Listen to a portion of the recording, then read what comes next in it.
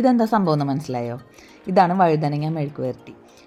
പൊതുവേ വഴുതനങ്ങയോടെ എനിക്കത്ര വലിയ പ്രിയമില്ല, പക്ഷേ ഇങ്ങനെ വെച്ച് നോക്കിയപ്പോൾ അടിപൊളി ടേസ്റ്റ് ആയിരുന്നു കേട്ടോ. നിങ്ങളിതുപോലെ ട്രൈ ചെയ്യണേ. ഞാനിവിടെ 2 വഴുതനങ്ങ ഇതുപോലെ വലിയ കഷ്ണങ്ങളാക്കി അരിഞ്ഞ് കുറച്ച് വെള്ളത്തിലിട്ട് വെച്ചിട്ടുണ്ട്, അല്ലെങ്കിൽ അത് കറുത്തു പോവും. നന്നായി കഴുകിയതിന് ശേഷമായിട്ട് അരിഞ്ഞത്. പിന്നെ നമ്മളൊരു ചീനച്ചട്ടി അടുപ്പത്ത് വെച്ച് അതിലേക്ക് ആവശ്യത്തിന് വെളിച്ചെണ്ണ ഒഴിച്ച് കൊടുക്കുക.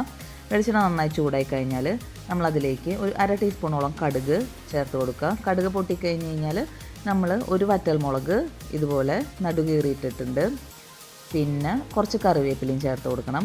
പിന്നെ അതിലേക്ക് ചേർക്കേണ്ടത് കുറച്ച് ഇഞ്ചി, വെളുത്തുള്ളിയും പെരിഞ്ജീരകം ഒരുമിച്ച് ചതച്ചെടുത്തത് ചേർത്ത് കൊടുക്കുക കേട്ടോ. അപ്പോൾ അതൊന്ന് അതിൻ്റെ പച്ചമണം മാറിക്കഴിഞ്ഞ് കഴിഞ്ഞാൽ ഒരു 4-5 ചുവന്നുള്ളി അരിഞ്ഞത് ചേർത്ത് കൊടുക്കണം.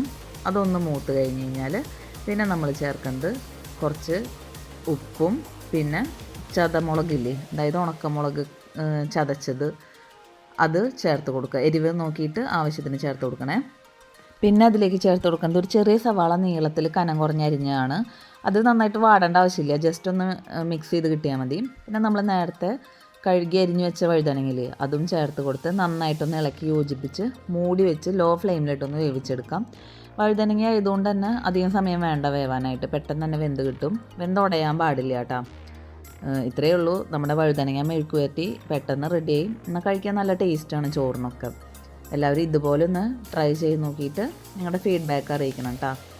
അപ്പോൾ നമുക്ക് വീണ്ടും അടുത്ത വീഡിയോയിൽ കാണാം. അപ്പോൾ വീഡിയോ ഇഷ്ടമായാൽ എന്താ ചെയ്യേണ്ടത്? എല്ലാവരും ലൈക്ക് ചെയ്യുക, ഷെയർ ചെയ്യുക, സബ്സ്ക്രൈബ് ചെയ്യാൻ മറക്കരുത്. പിന്നെ നിങ്ങളുടെ വാല്യുബിൾ കമൻസും ആവശ്യമുണ്ട്. Okay, thank you.